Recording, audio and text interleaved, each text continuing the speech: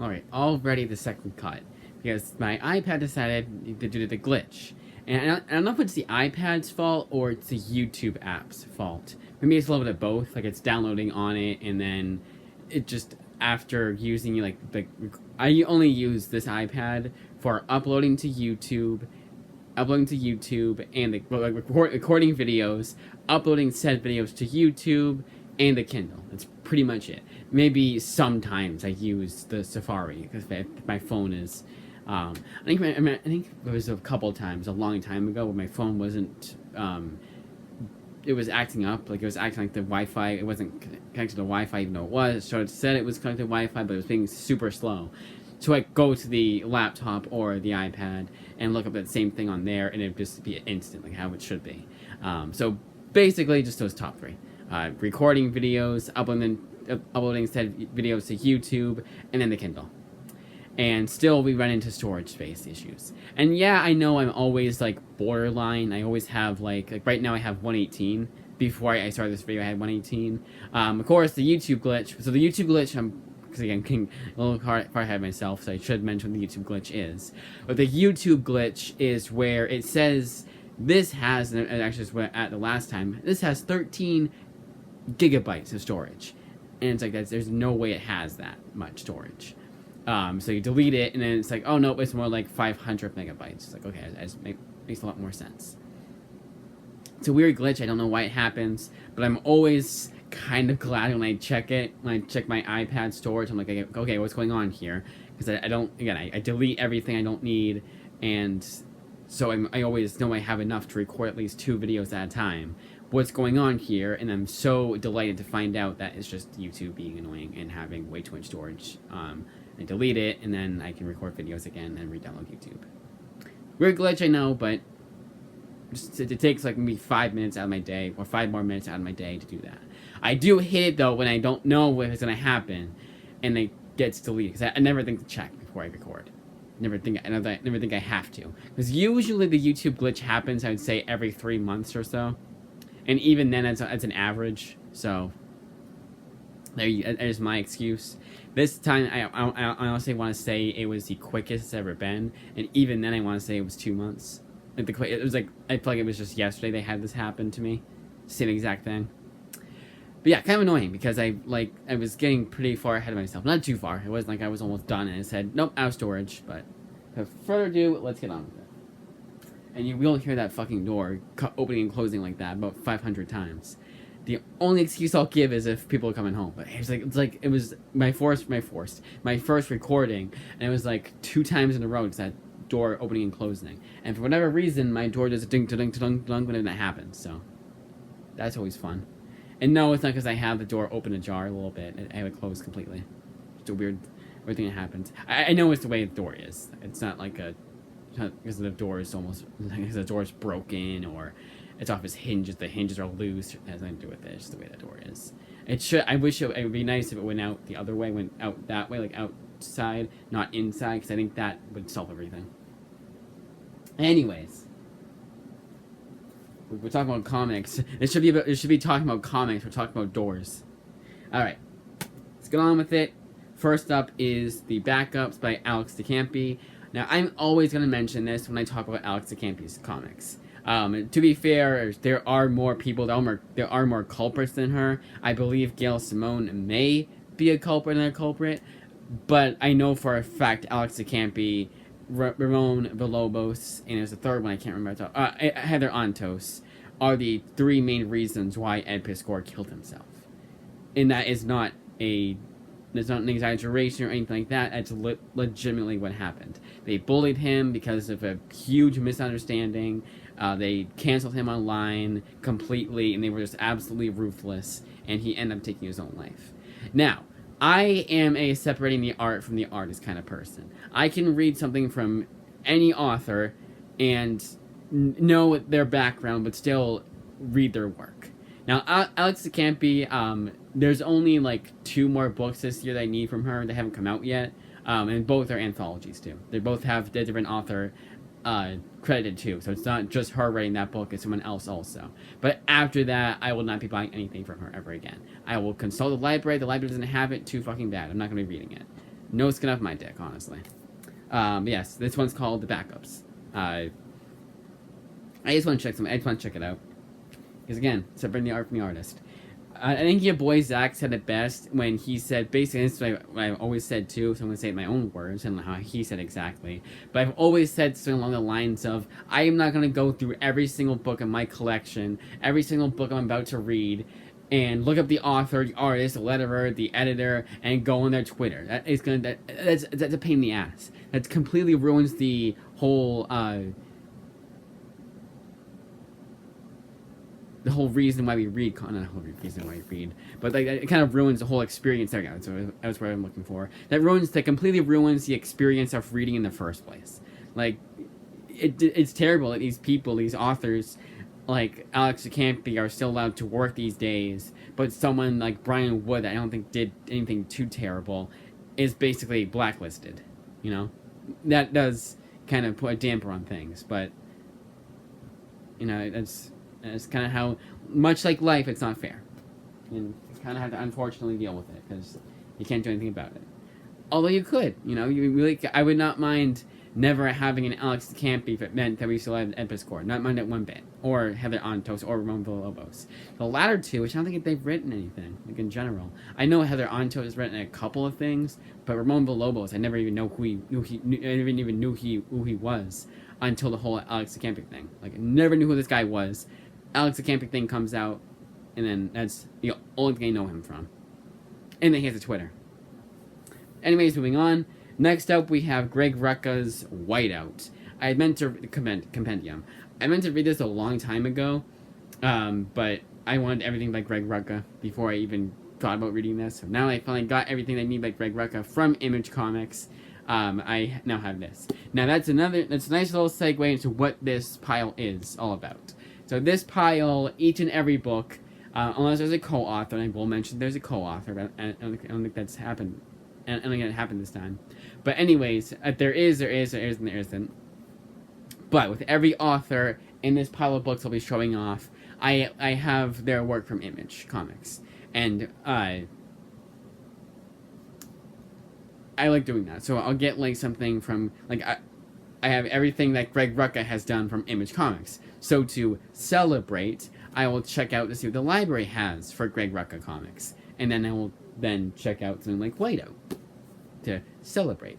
It's something I've been doing for a long time. I really like doing it. I started out doing it because, like, there would be an author I wasn't too sure about buying their work from, and to redeem myself, I would check out, like, yeah, I know I should read the book itself, but it's just the way I do things. But I would check out, like, Kurt Busiek's other work, and then it would justify my purchase of Autumnlands, or something like that. That example because I've read Autumnlands before buying it for myself, because I actually did like it. I don't really like a whole lot of things that Kurt Busiek has written. Oh, and also the title of this video, because I just reminded myself to mention that. This video is going to be titled something like, uh-oh, or, oh, they came up with a perfect title for it last time. It wasn't, I bit off more than I could chew again. I forget what it was called, but, basically that's what this is. So I've not finished those books that I showed off last time. It was like the pile that had All-Star Superman, Conan by Kurt Busiek, Strange Adventures, Rorschach, Superman Up in the Sky, Ladder 3, which are all written by Tom King. That huge pile, I still not gone through all of them, which is really bad because Batman Eternal, I'm on issue 6 out of 21. Yeah. And I have to read. I got a lot of books now, so I should be getting on these at least by tomorrow. But we're gonna be at least a week behind. But time will tell if I even like what I do. If I end up putting those books on hold, get on the library books, and save those for later, until the next in between, or I just power through it. We shall see.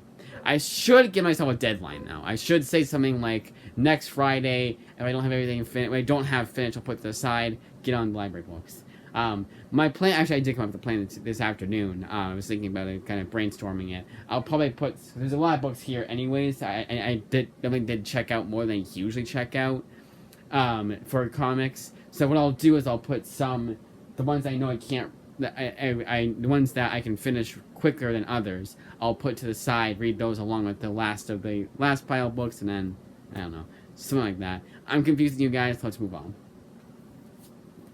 Been really dying to read Big Jim and the White Boys, the retelling of Huckleberry Finn and Tom Sawyer, but it's written by David F. Walker, who knows his way around politics and comics and making it interesting in the modern age of comics also. Now this one is by the same publisher who published the Black Panther Party that was also written by him. There's another one, I can't remember the name of it. And it was really boring because it was just like telling you everything. It was doing it in an informative way. I just do not like that. It's a kind of a good example is I don't like documentaries. I don't like things being told to me, like being lectured to me. Some exceptions, very rare exceptions, like the Mr. Rogers documentary I really liked. But for the most part, I'd rather watch a dramatization of true events, told as faithfully as possible, but I do like the dramatization better than a documentary. Because again, it's actors acting out the real life story behind whatever the hell is, telling the story behind the real life events. And that, flipping through this book, it seems like that's what's going to do. So it seems to be a lot of narration, but not too much. Like the amount you would expect in any other comic or graphic novel. So we have 5, we're on 3. First 5 are OGNs, meaning I read them all in one sitting. Whiteout is an exception because I found out after, but it does go by issue. But I always thought it was an OGN because I don't know why I thought that, because like when you really get down to it, just because it's called compendium should not mean that means it's an OGN. Like, there's a bunch of compendiums. I think it was just because I had seen the trade that was before Whiteout Compendium and thought that was like, oh, because they just collect that in the other book. And I was right, it only collects 2 Whiteout volumes, but they're collected edition volumes, not OGN volumes. OGN means original graphic novel. It means that material was not published elsewhere. And anymore mean like it wasn't published in single issue format. Whiteout was, so it does not count as an OGN, but technically in my eyes it does count. And also the way that the size of the book, I didn't know how small it would be before I ordered it from the library, so that also should not count, but now it does. Night Eaters by Marjorie Liu, book 2. Reading this one for the first time. Mistakenly thought that book 3 would come out by the time I checked out volume 1. I figured book 3 would be out like this past year, 2024, but it got delayed till April of this year. So I was like, you know what? Let's check out book 2. And then when April rolls around, with a few more months to where I can check it out from the Interloan Library, and then hold Trilogy Red.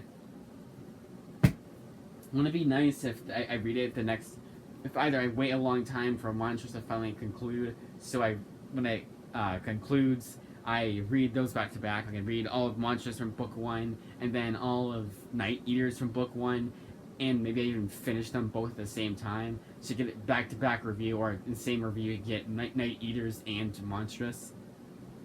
That'd be cool to do, but Monstrous is never going to end, so unfortunately I can't do that. And Night Eaters is only going to be 3 volumes, unless they have a spin-off, which Marjorie Liu does not seem to be the kind of person to even want to do a spin-off of anything, even Monstrous, which I like that. I really respect that. Okay, last OGN, and that is Batman One Bad Day Bane by Joshua Williamson, a book that even your boy Zach had high praise for. Now, I've not read any so far. None of these are rereads, so I don't know if this is any good, but I'm hoping it's at least better than the Tom King Batman One Bad Day book. It should be, based off of your boy Zach's glowing review of it, because he's a pretty tough critic, I would argue. Alright, next 15 are all rereads, starting with Batman Fortress. Now, my rereads fall into 3 criterias.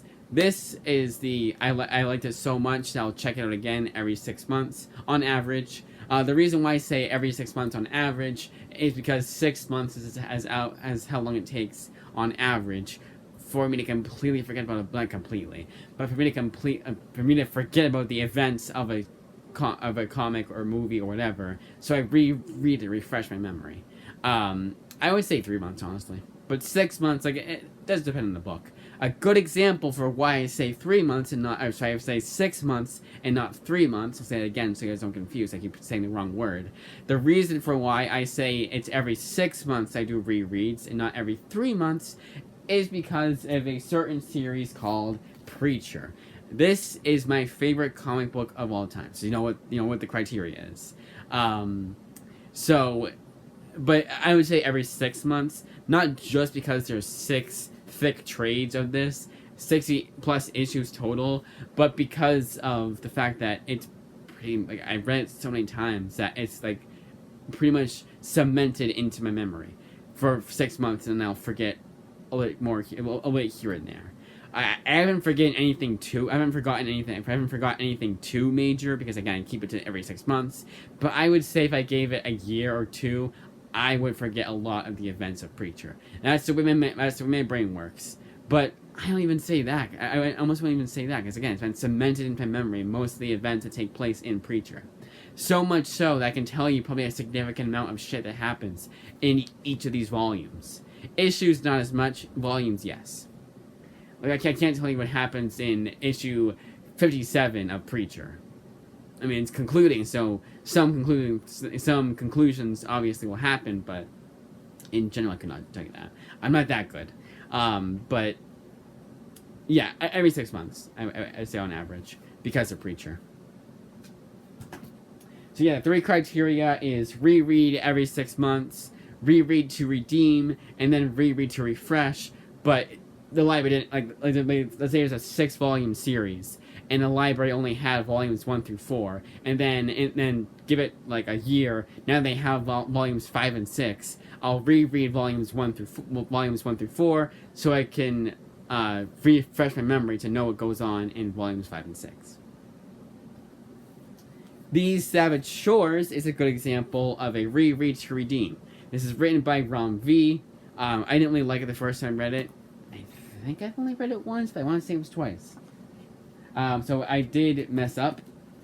So Batman Fortress is written by Greg Rucka. Preacher is by Garth Ennis.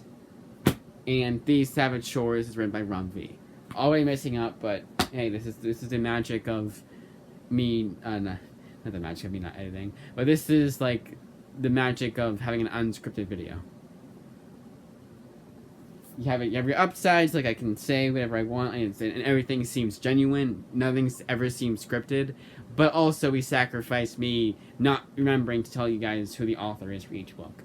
For this, I like doing it. And honestly, in general, I should do it, no matter if it's a comic haul or not. I should always say who the author is.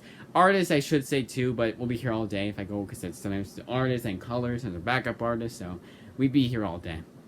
But moving on, rereading Transmetropolitan, but I am reading it in the thicker, complete collection format. The same of which Preacher comes in. I've always read Preacher in. But I wanted to read this. When I saw the complete collection, so I was like, you know what? I want to read it this way. It's no different than the original printings, like the actual volumes themselves. And in fact, the page quality is the exact same, like what they use for pages, like the matte finish, the glossies. I don't know the difference. It's that kind of, it's what they use, what DC uses nowadays, basically. That kind of same feel that I honestly really like. That's my favorite kind of paper. I don't mind what kind of paper they use, as long as it's not super cheap paper, obviously. But I do like this more, like, softer feel to the pages that DC uses for their modern books, rather than what Marvel uses for their modern books. Again, and that's another good example of me thinking that people get a little bit too uptight about comics. And that I have never had that problem with Marvel comics, the ink running off on your fingers. And I've read modern Marvel comics, like, in floppy format, and I've, like, literally done this to it, and it's never happened to me. Now, that is an exception, because I do understand that everybody's experience is different. I will not say that people are lying. because there is truth in what they're saying, I'm sure, but I never experienced it, and I've been buying floppies for I bought floppies for a while, like I would say 2 years I bought floppies, so 3 years actually. I remember exactly now, 2019 and 2022 I was getting floppies, so I do know I do know what I'm talking about. And that was back then they were saying that. It wasn't like they were saying it back in 2014, and I was I just thought it never changed, I just assumed that it never changed. But no, it was back then they were saying that I was getting floppies. Loki, The Liar by Dan Waters. Reread to redeem. I honestly thought this was pretty boring. But now and a lot of it has to do with expectations. When you hear a new Loki book, especially it being called Loki the Liar, you expect something grandiose, and it being only 4 issues, you expect it to be fast paced also, and it really wasn't. But reread to redeem, because I'm sure sometimes I'll reread something the second time and feel the exact opposite way that I did. I'll read something for the second time and feel the exact opposite way that I did the first time. Which is kind of funny to think about. And usually I'll like something a lot more. I don't think I've ever read something and hated it. And I loved it the first time, hated it the second time. It's never happened, thankfully. Usually I end up liking it a lot more. Batman Fortress is the one minor exception, but even then I still like that story. I think it's because of how many times I've reread it that kind of gets old, Maybe next time I read Batman Fortress, I should wait, I should actually wait 6 months. Because I think, 2 months? I think that's too small of a wait, too quick of a... It's too quick. Especially for something like Batman Fortress. Avengers World. Now this one is like a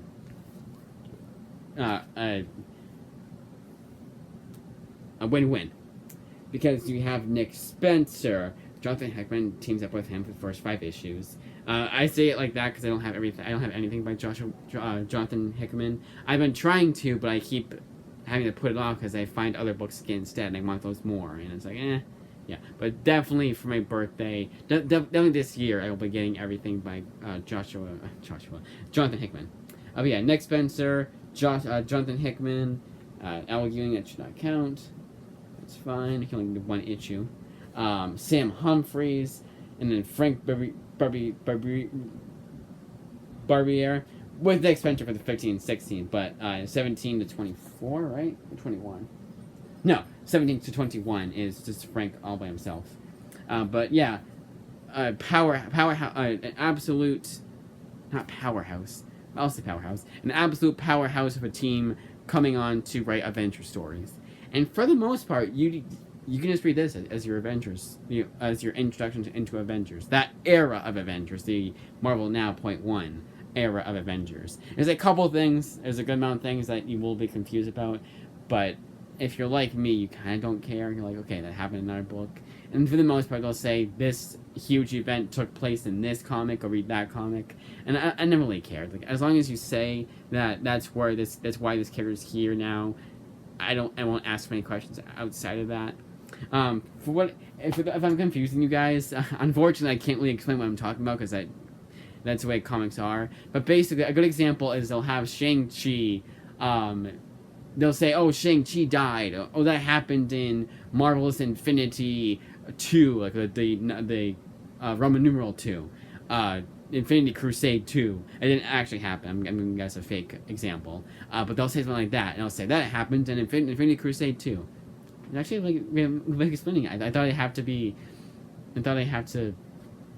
I didn't think I'd be able to explain that, but that's basically what they'll do. And I don't mind that because I'm like, okay, Shang-Chi is dead. He died in Infinity Crusade Infinity Crusade 2, issue 5. I don't need to I don't need any more information besides that. Some people do, and I understand that. That's why I give you guys that warning. But for the most part, in Avengers World, they kind of cut you off. They said previously happened in here or whatever, with some exceptions. But a lot of them, like I would argue, from what I remember, were like standalone stories. Some only being some being just 1 issue. There's actually one by Sam Humphries I really dug. That was really damn good. That was like proof that you can tell an entire story in just 1 issue. With only like a smidgen. No, not even. It didn't actually even have any backstory. Like it is like the greatest example of a one shot ever. All right, continuing on with OGNs, we have Star Wars by Jason Aaron. We have I'm just gonna speed run through these. Darth Vader by Kieran Gillen. Both of which I cannot pick which one I like more. These are insanely good runs of Star Wars and Darth Vader, and if you have not read them yet, I already say to read them. I haven't read these specific volumes for the 400th time yet, but the last 399 times have been great. So has the 400th time reading the previous 3 volumes of each series. So I would say so far so good. But definitely, I would say it's even working the omnibuses of it, if you can't get it anywhere else. Get the omnibus. I would still say, super stutter. I would still say too, if your library has it, to not double dip unless you want to, and get the omnibus, because it's like your library has them. I'll do that. But I've done the same. I've like Wayward. I got the hardcovers. That was a pretty expensive total for 3 of those hardcovers. I could have just read the 6 softcover volumes from my library, but I love that series so much. And I got the hardcovers of them. Will I ever do the same for Star Wars and Darth Vader? Probably not. Because Wayward, I only need 3 volumes, 3 hardcovers, and it tells the entire story of Wayward. This would just be Jason Aaron's run on Star Wars. This would just be Kieran Gillen's run on Darth Vader for the omnibuses. And even then, they've since written more for each series. So it's like, I wouldn't have everything. I would not be complete. I'm a completist. And also, I'm dead set on just getting image books as far as physical purchases go for comics.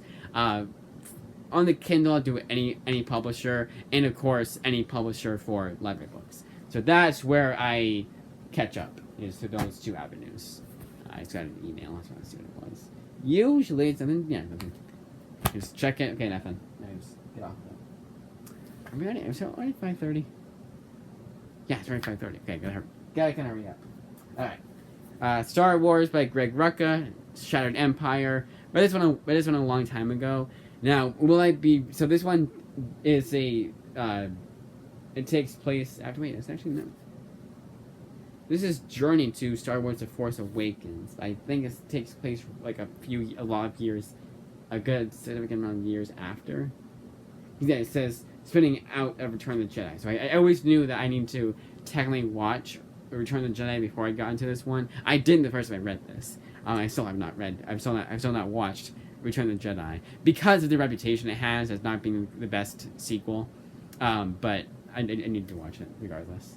If I've watched every other if I've watched every other, if I've watched every entry in the sequel trilogy, then I have no excuse not to check out Return of the Jedi. I've not, but in the same argument, I've not checked out the prequels yet. I keep saying it. I'm gonna watch every Star Wars movie from the beginning to right now, but I never end up doing it because I have too many other movies to watch. Not this weekend, definitely not this weekend, because of the fact that I still have to I still have to watch Joker, Fall Guy, and Splice. Splice was one of those movies my dad seen. He's like, "Oh, I want to see that," and that's the only reason why I got it. And I never even heard of it before. And that's movie aficionado saying that. Okay, so keeping on track, Batgirl Volume 5 Deadline. Oh, so movie reviews. Am I ever gonna get back on that for this Justin Movies? I keep saying I will, but never end up doing it, so probably not. Yeah, Batgirl Volume 5 Deadline. It's a pretty thick trade, so I always wanted to say it was 6 volumes for Gail Simone's run on Batgirl. But you'd also say, well, this is a thick trade.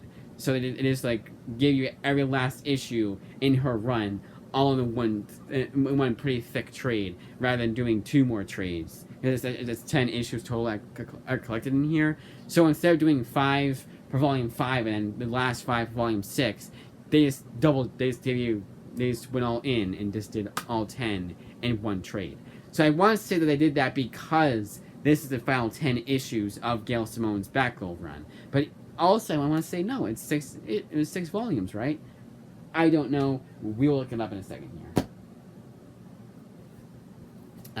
Wonder Woman Volume 2, Guts, written by Brian Azzarello. I really hope I kept telling you guys who writer is. Yep. Okay. So far, so good. I do not have to go back in time. But yeah, so Brian Azzarello. Oh yeah, so unless they otherwise state, so far it's still every 6 months, reading it again because I really liked it. So every 6 months I'll reread it. Now for Scalped, that's two for one. Really like it every 6 months, but also reread to refresh. Because the library does have, again, when I say library, I almost always mean Interloan Library, but instead of always saying Interloan Library, I just say library in general to generalize it. But the Interloan Library finally has volumes 9 and 10. Probably because they have a new library in their new system. And the old system, because it's kind of bad, it's Volume 2, written by Jason Aaron, Scout Volume 2, Casino Boogie, written by Jason Aaron, with an introduction by Garth Ennis. We came full circle. The old catalog is awful for Interloans, and unfortunately, not every library is put on the new system. So if you want certain books, you still have to put in through the old system. And the old system right now is like, I've not had too many issues, but every now and again I'll put in something like, let's say I did not own All Stars Superman, and only one library out of the entire state that I live in had that book. And I put it in. Okay, All Star Superman, put it in, all that. Sometimes they would say, we don't have All Star Superman. I know we said we did, but we actually don't. And sometimes I wouldn't even get a reason, because no one would know the reason for why. They would just say, it just says no library. Sometimes they'll say it, sometimes they'll lose the book. Letting library lost their copy of All Star Superman, or it's damaged, or they got rid of it in general. But yeah, it won't happen. And another thing that happens sometimes is that they'll say they don't have it. I'll put it in again months down the line, and I'll say, oh no, we always had this book. And not because like it was too recent of a release to be able to give to you guys. No, this book has been out for years. We could have given it to you when you put it in 6 months ago, but we decided not to, for whatever reason.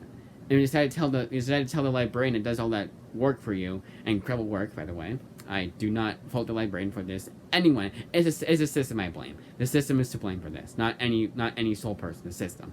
But anyways, but yeah, they'll say like, we could have given it to you because we had it, but we lied to you all, and we don't have it.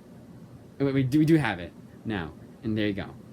So it's really nice. So I'm almost positive that's what happened with volumes 9 and 10 of Scalped, because it does show on a new system. And new system is like 9 times out of 10 you'll get what you put in. The old system is like 5 out of 10. It's legit. It's the prime example of 50-50. But this time I got every book, which is kind of a double-edged sword, because I checked out a lot this time around, like more than I'm used to, more than I used to. I'm used to. I don't know. No, more than I'm used to checking out, especially recently. Ant-Man, Second Chance Man, every 6 months I'd say, but this is more like definitely 6 months, not anything less.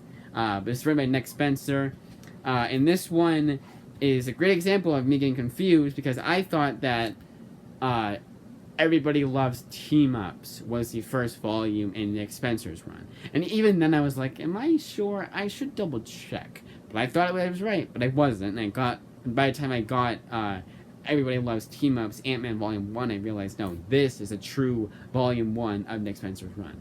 And what I mean by that, well, Marvel likes to do a relaunch. Sometimes it'll be because they have no faith in the author who's writing the run for that character. So they'll say, Nick, you're only going to get 5 issues of this run for Ant-Man. It's going to be a mini-series, and then it sells well, we'll give you an ongoing.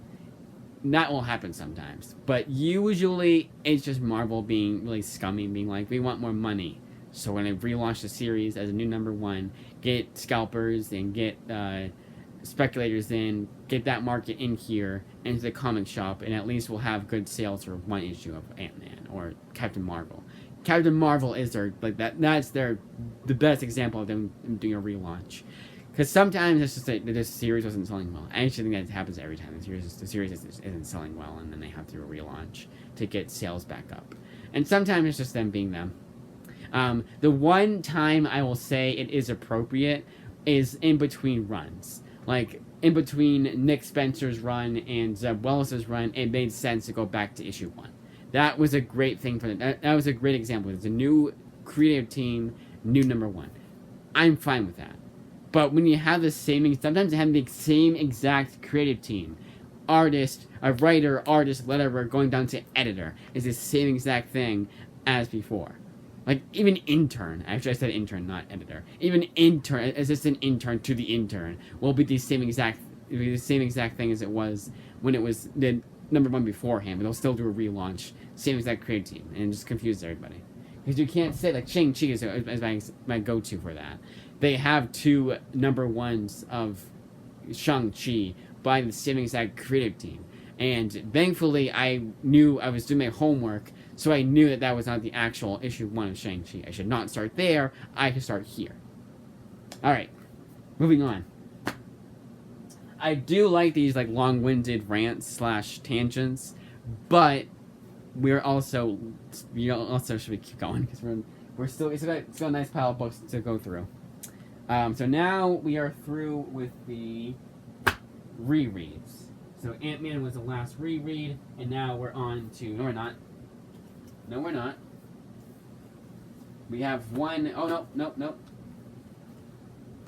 Alright, so... Sorry, 2 more... 1.5 more rereads. And then we'll be on to... So I think I should set it my thing. So I think actually 16.5 rereads. Let's recount that. Alright, so 1, 2, 3, 4, 5, 6, 7, 8, 9, 10, 11, 12, 13, 14 and a half. That's making sense. How did I say? So I must have miscounted. Then putting things to the side. See, we weren't this far ahead of ourselves before the iPad decided to glitch out. So yeah, it looks like 14 and a half are rereads. So I mistakenly, I made a mistake. But anyways, Batman and Robin Volume 3 by Grant Morrison. Every 3 months, honestly, at this point. No, every 6 months. But only because this is in the middle of his Batman run. And now this is a good example of me not needing to read anything beforehand, because I know there is a different, for one reason or another, is a different, without giving too much away, there's a different Batman behind the cowl. It is not Bruce Wayne.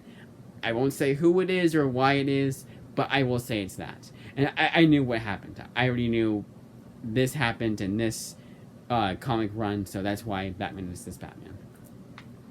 So a good example of me not to read anything beforehand. I will go back to the beginning. I will go back to Batman and Son, and also New Robin too, technically. If you're going by, if you haven't read anything from Grant Morrison, you know, Grant Morrison's Batman, there is a New Robin. Because he'd been around for a little while. But the new Batman was just for that run. And then a little bit after, I mean. But anyways, moving on.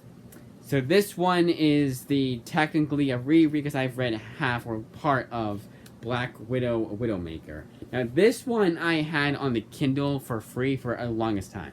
It was through Prime Reading. And Prime Reading lets you keep the book on your Kindle forever.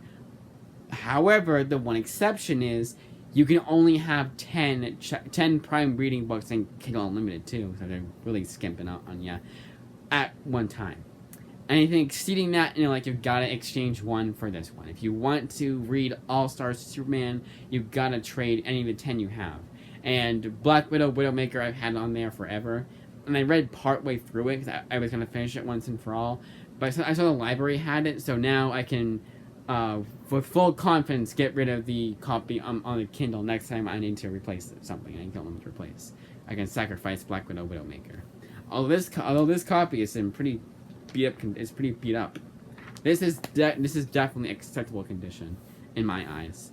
There's water damage. The pages are warped in general, and you can definitely tell people have read this before I have. Yes, Black Widow Widowmaker by Various. So this one is a good example of, technically I don't have any, like Paul Cornell. He's done work for Image. Marjorie Liu, she has done work for Image. For Image. Kelly Sue DeConnick is the same, but Joe Arehu Irene, I don't even know who that is. No, he's not. Dwayne Starisky, no. Jim McCann, yes, that's cool. Dwayne Starisky, no. Cullen Bunn, yes, definitely. So half and half, or I don't ever said more than half. I was like 6 out of 8. We're eating good, as the kids say. As far as you wanted to do the Image thing, I know it's really weird. I know it makes no sense, but it's where I am. Yeah, speaking of reading, I'm so far behind just tonight, so you gotta keep going. Gotta power through. Try not to get into any tangents. Any more tangents. Abbott, 1973. Actually, how long is this video? 40 minutes long. Okay. Abbott, 1973. This is the sequel to Abbott. So yeah, now we're officially on the ones I'm reading for the first time. So Abbott, 1973 is the sequel. Again, like with Night Eaters Book 2, I kept meaning to check this one out, but I think what happened was I just had too much to check it. Yeah, that's what it was. So history has repeated itself. So the whole reason why I checked out more than I meant to is because I had the pile of Christmas books. So I got books for Christmas, and I was like, you know what? Scott Snyder. What's Scott Snyder got for books? What's my library have for Scott Snyder comics? Oh, they have this. Put that one in. They have that. Put that one in. And then I did that for every single author. However, I also had a bunch of other books I want to put in for interloans. So much so they had to I had to make a huge sacrifice. And that was the ones that aren't the Christmas books and that, like a Scott Snyder book, an Spencer book, and so on and so forth. Next volumes, like the Volume 4 of Star Wars. I don't want to be that far behind on it, so let's check that one out now. That's what it was. And that's why we have a lot of Volume 2s and 3s and 4s and 5s and all that. Alright, so an example is Midnighter Book 2 by Steve Orlando. Volume 2, Book 2, doesn't matter. Clean Room Volume 2, Gail Simone. Some of these I don't have a lot to say. Like Midnight, I don't have a lot to say. I mean, I can say I liked Volume 1. Obviously, that's the case. But Clean Room is really good so far. I almost checked out 2 and 3 at the same time. I was going to read them back to back. I could have, but I just had too much checked out. Again, like I said before, I checked out a lot more than I meant to, technically speaking. Gotham Academy Second Semester Volume 1 by Brendan Fletcher. This is a great example of, so actually, have I read this before? I should double check beforehand, huh? But I'm almost positive I stopped at this point. Like, I didn't even read this volume, because the last time I read Gotham Academy, I did not like it at all. But again, I reread it and absolutely loved it. Like, completely opposite feeling for Gotham Academy. It was so funny. Nope.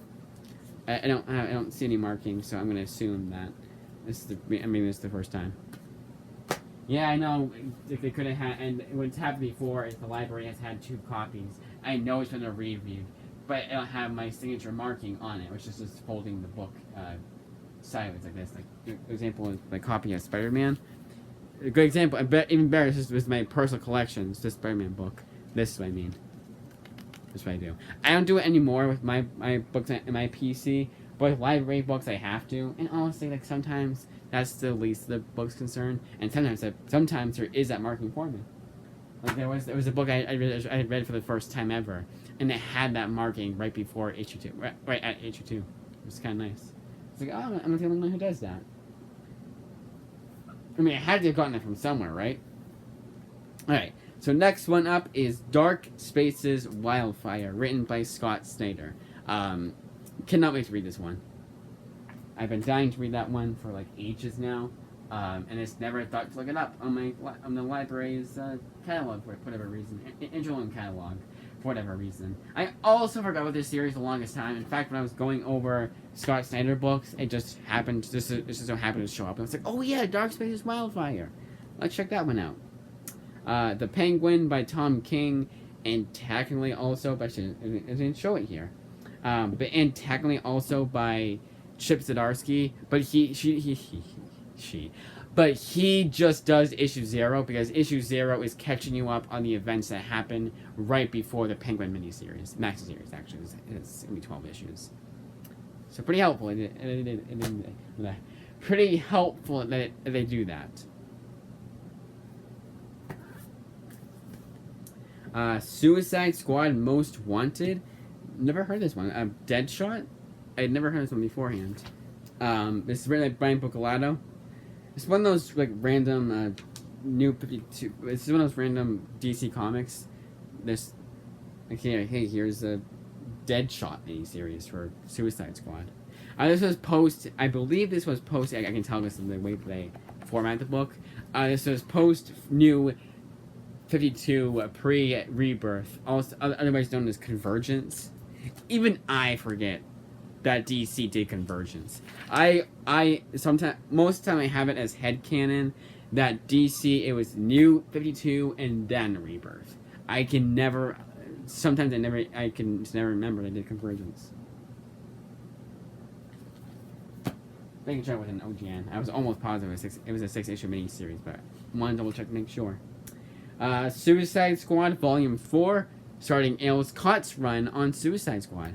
If he is half the writer he is here as he was on Secret Avengers, we have a contender for Pick of the Week. That's how much I loved his Secret Avengers. But again, all these are ones I'm reading for the first time, so I obviously don't know how I feel about them yet. Or I won't say how I feel about them yet. But something like Star Wars by Jason Aaron, I don't think my opinion is going to change at all. It hasn't yet, and it won't. For the next, for at least the next 10 years, that it won't change. My opinion will not change. Alright, so where are we? Is this 6 issues? I was going to say. Okay, we're not going to waste time. Let's check. Because they probably have it somewhere else. Alright. Josie and the Pussycats. Gem and the Holograms, Volume 1 by Kelly Thompson. I just saw this one and I was like, you know what? I kinda like the Josie and the Pussycats one, and that was written by an author I don't really like, Marguerite Bennett. Let's see what Kelly Thompson, a writer I actually do really like, does with Gem and the Holograms. Now, I have no prior knowledge of Gem and the Holograms, just like until I watched the movie. I had no prior knowledge of Josie and the Pussycats, so let's see how this is. Will it be as terrible as the movie, or will it be as good as it should be, I guess? I've not read anything by Gem and the Holograms. Will it be as good as a cartoon, I guess? I don't know. Because the cartoon I did good enough for them to make a movie out of it, and thinking that was worthwhile, it was cost effective for Hollywood to do. But yeah, I will not be watching that movie. I might just do that, honestly. If I have time to spare, in terms of space to spare, to watch that movie, and I don't have anything else I need to be watching instead, I might just watch that movie. I know it's awful, but sometimes I'll watch a movie and won't think it's too bad, and I'll get through it just fine. But Josie and the Pussycats is an incredibly underrated movie. Josie and the Pussycats is. Gem and the Holograms, I've heard is awful, like absolutely awful. But Josie and the Pussycats is super underrated. So I might just watch Josie and the Pussycats instead, because I clearly kept getting the two confused, Gem and the Holograms and Josie and the Pussycats. So it probably wouldn't even matter. I probably wouldn't even notice. Wouldn't notice, but you know, like in retrospect, I'd be like, oh yeah, wait, no, it was Josie and the Pussycats, not that. Yeah, I'll get myself confused. Anyways, Batman: Heart of Hush by Paul Dini.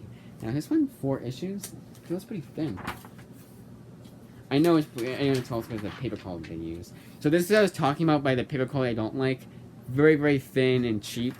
But that was DC back in the day, so I don't fault them for that.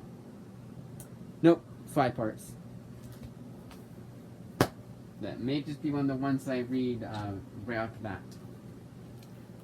Speaking of Bat, we have Batman and Fortnite. 0 points. This is written by Christos Gage. I like Christos Gage's writing, and I've always wanted to check out this Batman Fortnite comic. So win-win. And the library had it for free. I'm almost positive the code doesn't work anymore because obviously it doesn't. But you never know. Oh my god, isn't something they doesn't something they ripped it off. The sticker's still there. I don't play Fortnite, so I'm obviously not going to use that code even if it had been used yet. It'd be kind of cool. It almost like they had almost like a security code on it, so you couldn't take it. Not security code, like a security thing on it, so you couldn't tear it off. And if you did, they'd notice. But moving on, Stumptown by Greg Rucka. This is a Greg Rucka book I hadn't read. For whatever reason, it was like every book I was trying to find from Greg Rucka, or from Greg Rucka the library had. It looked like, no, you can't. Unfortunately, it was like, no, you've read it before, or it's another OGN, like with Whiteout. So I wanted to, when I do these, like, so Greg Rucka, I recently bought all his stuff. It was last month, in December. When that happens, I like for the book that I check out to be not a OGN, instead of being at least a 5-issue miniseries. That way, because I read 1 issue per day, 5 days worth of just celebrating. I know it's a weird thing of mine, that's the way I am. I can't really explain that in other words except for that. In any other words except for that. Alright. Then we have The Witches of World War II by Paul Cornell. This one I did not expect to even get because I thought it'd be too new, but I got it. And this is on their old system. And their old system, you have to wait, I think, even longer than 6 months. Their new system, sometimes you get it just a month later. Like, I got a movie, Trap, and I want to say that was, like, not even a month afterwards. Like, maybe a few weeks afterwards I got that movie. It was okay. It was worth getting it from the library, but if I had to spend any money on that, I would have been pissed. Because that was a great example of a movie you get for, it's a great example of a movie you watch for free, and you're glad it was free. Like a streaming service has it, and you watch it for free, and you're glad it was free. Last but not least is one that I've kept putting off for no reason other than I don't have everything by Jeff Lemire from Image, and when I do, then and only then will I check out Sentient. But much like Rick Remender, Jeff Lemire has way too much under his belt from Image, for his Image work, for me to get it all at once. So I'm gonna do it in little increments, I think, maybe. I'll get the, I don't know. I think at this point, because I've done little by little, maybe I'll be all set, but I don't know. But yes, his sentient work. His book called Sentience. I've heard good things about this one. It was always that book that it was like everywhere on Amazon. When I was looking up comics, you're like, here's Sentience. You like this book? Do you like this book? It kept happening. Whether or not what they were recommending, whether or not it was like, oh, you've read this with Jeff Lemire, here's that. No, sometimes it was not even a book written by Jeff Lemire. They said, if you like this, you like that. And also, I just heard so much about it. Also, it's plastered all over Amazon's webpage in general. Like, it was always a sponsored book. It was always at the top of the list of books to recommend, we recommend in general, that kind of thing. And also, I believe people have talked about it in the past, like comic book YouTubers. But mostly through Amazon. But that, as I say, is that. A nice, fat stack of comics. Now, I'm pretty sure... So we're going to do a little post-credit scene, make sure I talk about all the books. Because again, I thought it was... We did the thing twice over where I was confused. I thought we were... Already 6 o'clock. Alright. So let's hurry up. Oh yeah, at first it was like, wait, there were 6 OGNs. And I was like, wait, there was 15 rereads. The rereads, there's, like, I didn't put a book in a different pile. Check here. Yeah, I would have done that. You can't see from here, but the way my room is, I could not put things in 2 different piles. And if I did, I'd be able to see it right away. Yeah, there's the movies. Talk about that one, that one. So far, so good. So yes, I will be uploading this the day of. It won't be one that's uploaded ahead of time.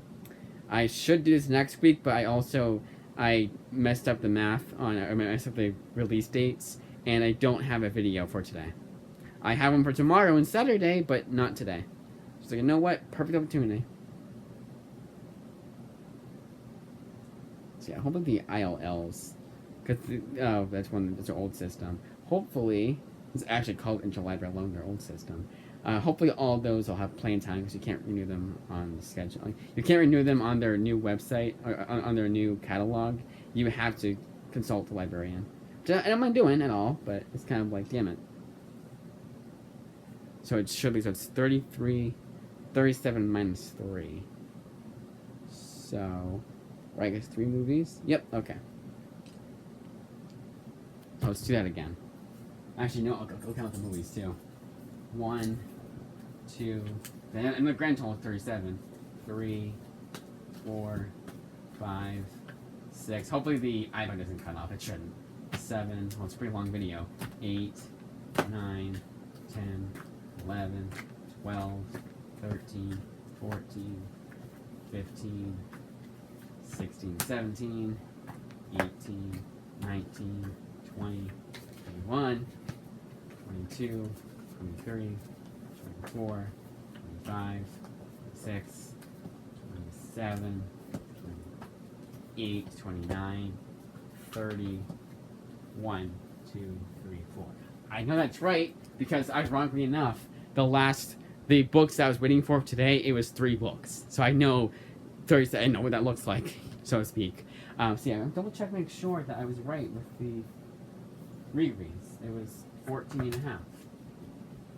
Because I had some rereads, but in the wrong pile, and it should not have been in that pile because it wasn't like, oh, because the iPad cut out, so I can cut. No, I hadn't gotten that far in my first cut. Thankfully.